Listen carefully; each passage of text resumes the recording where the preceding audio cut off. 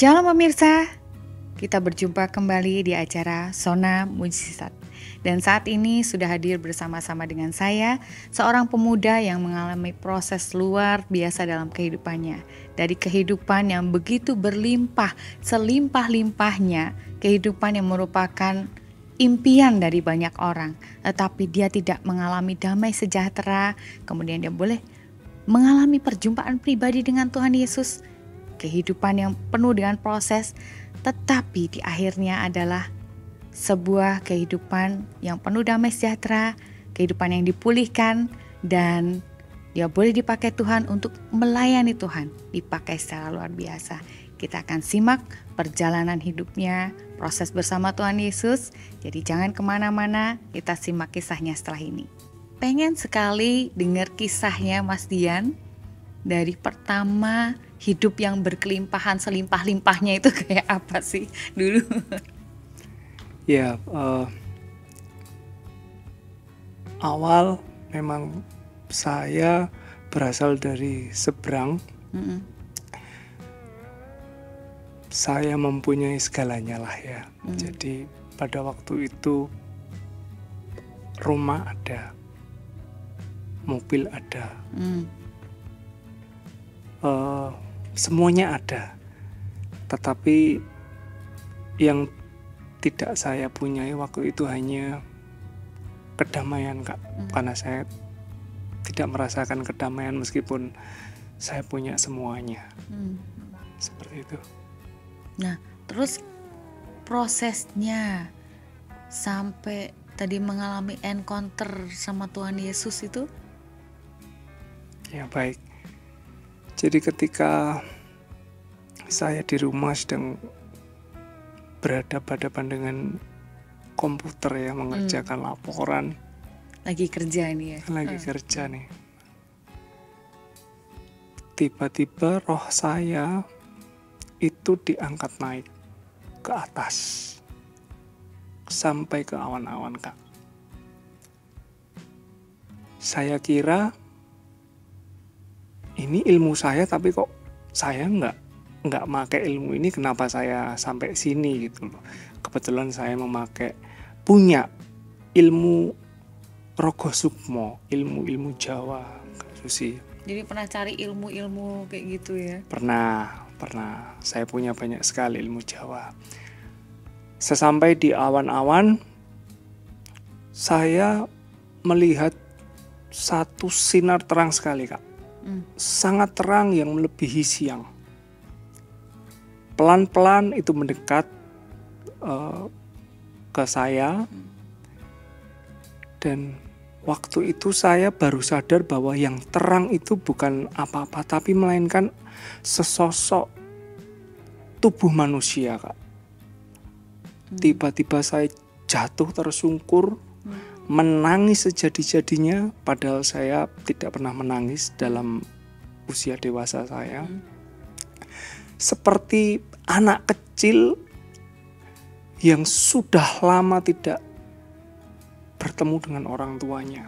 Di situ ada sukacita yang luar biasa, ada damai sejahtera yang lepas dari hati saya. Dan di situ saya tahu, ini pasti Yesus. Ini pasti Tuhan Yesus. Beliau memang tidak berbicara. Tetapi tiba-tiba roh saya atau sukma saya dibawa lagi kembali ke dalam tubuh saya. Setelah itu saya menemui teman saya yang saat ini sudah menjadi istri saya, bertanya tentang Yesus. Bertanya, kenapa Tuhan Yesus disalib dan sebagainya. Pokoknya pengen tahu segala tentang Yesus. Pengen tahu semuanya tentang Yesus. Tadi Mas Dian waktu dibawa naik terus ketemu satu sosok itu, dari mana Mas Dian tahu itu Yesus? Kan waktu itu Mas Dian masih seberang ya? Ya, saya nggak tahu, Kak Susi. Yang jelas di hati saya itu seperti it's him. Ini pasti Yesus. Saya nggak tahu dari mana asal itu berada. Tapi ada satu keyakinan, tapi ada satu keyakinan yang sangat kuat. ini loh Tuhan Yesus. Ya di saat itu saya langsung jatuh tersungkur karena saya belum pernah mengalami kedamaian yang sedamai itu waktu itu, Kak. Jadi oh ini toh Tuhan Yesus yang katanya orang-orang Kristen itu Tuhan. Saya baru menyadari bahwa Tuhan Yesus itu adalah sosok cinta ya Kak Susi, karena saya belum pernah mengalami rasa cinta atau rasa damai, itu saya tidak pernah. Dalam kehidupan dewasa saya hanya bekerja dan bekerja. Jadi waktu ketemu dengan Tuhan Yesus itu tiba-tiba aja gitu, nggak ada dalam posisi berdoa atau dalam posisi yang sedang termenung atau gimana, nggak gitu? Tidak Kak Susi. Jadi waktu itu saya hanya bekerja biasa dan ada pergumulan juga bahwa saya sebetulnya capek dengan kehidupan seperti ini.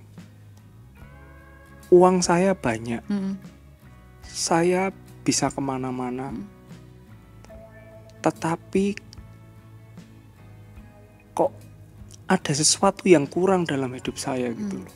Ternyata kedamaianlah yang belum pernah saya dapatkan meski punya uang banyak. Itu sih. Nah, terus dari hidup yang berkelimpahan itu kemudian Mas Dian ngalami dari titik nol lagi. Nah, itu ceritanya gimana bisa sampai habis-habisan, itu ceritanya gimana? Iya. Setelah saya bertemu langsung dengan Tuhan Yesus, tiba-tiba kan keluarga saya bertanya, kamu kok jadi berubah lembut seperti itu, kenapa? Biasanya kamu tuh orangnya keras, orang yang paling kita takuti, kenapa kamu auramu juga lembut, ada apa? Kamu punya ilmu apa lagi? Oh, jadi dulu keras gitu ya, sifatnya keras gitu ya sama keluarga gitu-gitu ya? Iya Kak Susi, di situ saya bersaksi di keluarga besar saya bahwa saya yang sekeras ini dan mungkin semenakutkan bagi kalian, saya dirubah itu karena Tuhan Yesus. Saya langsung ngomong seperti itu, dan saya memberitahukan bahwa Tuhan Yesuslah Tuhan yang benar, Tuhan yang seharusnya kita sembah. Alhasil, Kak Susi, saya diusir dari keluarga besar. Saya diusir, saya dilarang membawa apapun yang saya punya waktu itu, hanya baju yang menempel di tubuh saya. Jadi diusir dari rumah hanya dengan apa yang dipakai aja. Betul. Gitu? Bahkan duit, dompet nggak ada? Tidak ada sama sekali. ATM apapun. Handphone? Nggak ada handphone. Wow. Terus gimana tuh kehidupannya dengan nggak bawa apa-apa? Jadi kejadian itu siang hari Kak. Saya diusir dan saya menangis. Menangis itu dalam arti, Tuhan, aku mengikut Engkau, kenapa Kau jadikan aku malah miskin Tuhan? Aku ini sekarang gak punya apa-apa. Aku diusir Tuhan. Dan saya hanya bilang sama Tuhan, Tuhan, apapun yang terjadi dalam hidupku, aku akan selalu mengikutimu Tuhan. Dengan menangis, dan saya gak tahu kemana tujuan saya waktu itu. Jadi tetap komitmen untuk mengikuti Yesus. No turning back. No turning back. Terus kemana itu Mas Dian? Saya sempat ke teman laki-laki saya untuk sekedar tidur atau mungkin waktu lapar ya Kak. Cuman kan nggak enak saya tiap hari di situ. Sempet saya seperti gelandangan tidur di depan toko orang yang masih tutup. Jadi di emper toko bener-bener ngerasain kayak gelandangan, Saya pernah homeless, nggak punya merasakan rumah. di titik itu Kak Susi. Hmm. Sampai saya punya kekuatan dan sepertinya Tuhan itu menolong saya, tapi nggak banyak, sedikit-sedikit. Dari teman yang meminjami motor, teman yang meminjami baju waktu saya berusaha untuk mencari pekerjaan, itu semuanya seperti disediakan sama Tuhan. Dan baru pertama kali itu saya merasakan, Tuhan, ternyata berkat-Mu hanya segini aja udah cukup bagi saya. Ternyata uang banyak itu nggak jaminan ya Tuhan ya. Di situ saya diajari Tuhan untuk andalkan Tuhan. Jadi pertolongan Tuhan tetap ada. Betul. Dan justru Mas Dian boleh mengalami satu perasaan bersyukur ketika mendapatkan berkat meskipun itu kecil ya. Betul Kak. Sesuap nasi yang saya makan itu saya sampai, Tuhan terima kasih. Minum saja bisa dapat minum dari teman saya itu, saya sudah mengucap syukur. Karena bisa beberapa hari saya nggak makan, nggak minum. Saya juga nggak mau minta-minta ya, karena saya masih oke Tuhan, aku percaya Engkau, aku nggak pernah akan minta-minta dari orang. Tetapi dari tangan-Mu sendirilah Engkau yang menyediakan makan, tempat. Aku percaya Tuhan. Di titik seperti itu, saya selalu seperti pegangan sama Tuhan. Yaitu Kak Susi, seperti anak kecil yang gandengan tangan sama orang tuanya. Ternyata Tuhan mau ngajarin Mas Dian untuk mengandalkan Tuhan. Betul. Satu-satunya pegangan pengharapan gitu ya. Betul Kak. Luar biasa. Terus akhirnya dapat kerjaan nih. Akhirnya dapatlah saya pekerjaan.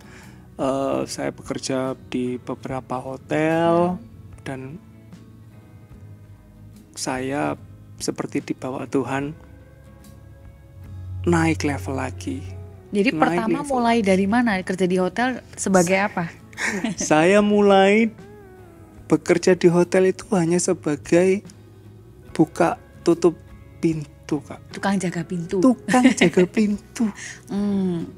Sampai diperkenankan Tuhan untuk menjadi salah satu manajer di hotel besar. Oh, jadi proses dari mulai dari bawah ngerintis karir terus sampai jadi manajer hotel. Terus ceritanya bisa kemudian dari seberang kemudian bergereja, itu ceritanya bagaimana? Ya, setelah saya mengalami perjumpaan dengan Tuhan secara pribadi, saya minta ke teman saya itu. Yang tadi buat yang istri saya diskusi. Iya. Oh, akhirnya jadi istrinya. Akhirnya jadi istri saya. Waktu itu sudah jadi pacar atau belum waktu? Masih belum Kak, belum berani. Teman dekat ya? Masih teman dekat. Oke. Jadi nanya-nanya kan, nanya-nanya gimana sih seputar Yesus, tentang Tuhan tentang Yesus. Kristen. Nah, setelah itu saya berkomitmen untuk oke lah, aku mau bener-bener mau bergereja. Dan singkat cerita kami bergereja di Keluarga Allah. Gimana tuh ketemunya gereja Keluarga Allah? Waktu itu Minggu kita itu jalan hanya untuk mencari gereja. Gereja mana yang akan menjadi tempat kami bernaung. Akhirnya sampailah kami itu di Simanjuntak Kak. Di Grand Pelita waktu itu. Jogja ya? Jogja. Di situ saya bertumbuh Kak. Mengikuti semua skema perjalanan rohani. Dari yang dibaptis, dari yang ikut retreat encounter, sampai semuanya, hingga saya bergabung di kelompok sel dan menjadi KKS. Dan menjadi ketua kelompok. Sampai punya anak-anak komsel yang luar biasa. Wow, luar biasa. Kok bisa memutuskan, oh ya ini saya mau bergereja di sini gitu, waktu itu di Grand Pelita GBI Keluarga Allah Jogja itu gimana? Ya, waktu itu teman saya yang mendapat seperti Roh Kudus bilang bahwa inilah rumahmu. Kalau saya masih belum, karena kan saya belum tahu ya. Jadi saya mengikuti. Jadi waktu ibadah pertama kali itu, Betul. datang ke Grand Pelita, terus teman deketnya nih, betul, dapat kayak semacam suara dari Roh Kudus, ini rumahmu, gitu. Sehingga memutuskan untuk bergereja di situ, kemudian ikut semua skema perjalanan rohaninya diikutin. Wow, luar biasa. Terus sampai sekarang apakah masih tinggal di Jogja? Sekarang kebetulan Tuhan membawa saya ke Solo, Kak. Gimana ceritanya dibawa ke Solo? Waktu itu di tahun 2021, waktu doa tutup tahun, Kak, kami selalu minta visi dari Tuhan. Tuhan, visi saya di tahun depan apa? Saya nggak mau Tuhan kalau nggak Engkau kasihkan visi ke kami. Saya berdoa terus dalam hati saya, dan I know it was Holy Spirit. Kamu ke Solo. Kamu ke Solo. Dan saya mau. Saya hanya mau. Saya sudah nggak mau memikirkan di Solo di mana, tinggal di mana. Saya juga nggak pernah ke Solo. Saya sebelumnya nggak pernah sama sekali ke Solo. Saya belum pernah di Solo. Jadi benar-benar baru. Benar-benar baru. Nah, disitulah ketaatan saya diuji. Ketika kamu mau ngikut Tuhan Yesus, mengikut suara Tuhan Yesus untuk ditempatkan di Solo, gimana perasaanmu? Padahal teman-teman sepelayanan di Jogja, di Solo itu sudah besar, kamu ngapain pelayanan di sana? Saya nggak ngerti, karena saya disuruh Tuhan untuk ke sana. Dan benar, puji Tuhan, saya mengurusi semua proses perpindahan dari Jogja ke Solo. Saya diterima oleh Ibu Rebecca. Di situ saya benar-benar diajari lagi untuk menjadi seorang KKS yang luar biasa dan terlibat dalam musik, Kak Susi. Pelayanan di musik. Pelayan saya di musik, puji Tuhan. Luar biasa. Tuh, puji Tuhannya. Ketika saya di Solo, Kak Susi, saya itu sangat sadar bahwa saya nggak ngerti Solo. Kebetulan Tuhan menyediakan tempat saya atau rumah saya itu di suatu daerah yang itu aksesnya kemana-mana dekat, ke stasiun dekat, ke gereja lumayan dekat, ada fasilitas kesehatan juga dekat, mall dekat. Jadi seperti, oh Tuhan, thank you Tuhan, Engkau satu persatu membukakan itu. Oh ternyata kita nggak perlu ke Jogja pakai mobil, di situ ada stasiun. Oh kalau kita sakit ada obatnya dekat juga. Semua itu Tuhan sediakan dekat sekali, Kak, dengan rumah kami. Dan saya juga merasa seperti dibawa tinggi sama Tuhan. Oh ini ya yang katanya Tuhan akan menggantikan 100 kali lipat ketika kamu mengikuti Tuhan lebih dari keluargamu, lebih dari ayah ibumu, lebih dari saudara-saudarimu. Itu Kak Susi. Jadi dulu kan di karir sudah sukses nih, sampai dengan menjadi manajer. Kemudian harus pindah kota ke Solo. Berarti merintis dari nol lagi. Dari nol lagi, Kak. Dari nol lagi. Jadi, dan benar-benar dari nol lagi. dari nol, dan Tuhan mengerti sekali pergumulan kami. Ketika saya bekerja, pasti rumah tidak ada yang menjaga. Akhirnya Tuhan izinkan saya untuk mempunyai usaha homestay, Kak. Jadi saya juga jurusan perhotelan, saya punya backgroundnya banyak sekali. Pengalaman kerja di hotel sudah ada. Sama Tuhan itu dikonekin. Udah, kamu nggak usah kerja, kamu cukup ngurusin homestaymu, kamu lebih pelayanan. Jadi saat ini, Kak, dari saya pindah ke sini, saya fokus melayani Tuhan. Saya tidak terbersit pun untuk punya pikiran, aduh uangku gimana ya kalau usaha sendiri. Kadang sepi, kadang enggak, bisa makan atau enggak ini nanti Tuhan. Di situ saya percaya bahwa Tuhan itu menyediakan, Kak Susi. Amin, luar biasa. Amin. Wah, luar biasa. Dan sekarang nyata penyertaan Tuhan, perlindungan Tuhan dari hidup yang proses yang naik turun ini tadi sampai dengan sekarang ya. Luar biasa. Sangat luar biasa sih, sangat terberkati dengan apa yang sudah dibagikan oleh Mas Dian saat ini. Dan ada nggak pesan-pesan yang Mas Dian ingin sampaikan ke pemirsa yang menyaksikan acara ini? Ada. Mari saya ajak seluruh jemaat, mari untuk gabung di Komsel, ikuti semua skema perjalanan rohani, dan berani untuk menginjil, berani untuk mengatakan bahwa hanya Tuhan Yesuslah satu-satunya jalan kebenaran kepada keluarga kita, kepada teman-teman kita, kepada bangsa-bangsa.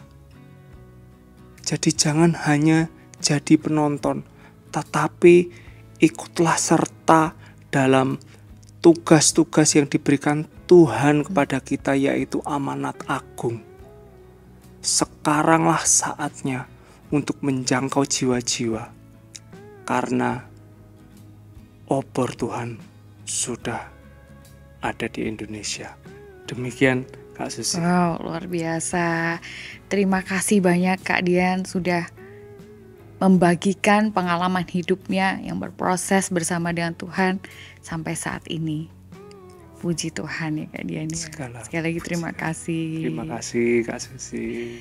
Nah pemirsa, bagi pemirsa yang mungkin saat ini sedang mengalami begitu banyak permasalahan, begitu banyak pergumulan, mungkin diizinkan untuk kehilangan segala-galanya. Jangan takut, jangan gelisah, karena percaya bahwa Tuhanlah yang akan menjadi jawaban. Tuhanlah yang akan selalu menjagai dan melindungi setiap kita yang percaya. Tetap setia, percaya kepada Tuhan, tetap setia untuk beribadah, tetap mengikuti setiap kegerakan yang ada di gereja, dan satu hal, ikut dalam kelompok sel, karena kita akan memiliki keluarga rohani yang bisa menguatkan kita, saling menjaga. Dan di situ kuasa Tuhan boleh dinyatakan secara luar biasa. Sampai di sini acara Zona Mujizat kita kali ini, dan kita akan bertemu lagi di acara Zona Mujizat berikutnya dengan mujizat Tuhan yang lebih luar biasa. Tuhan Yesus memberkati.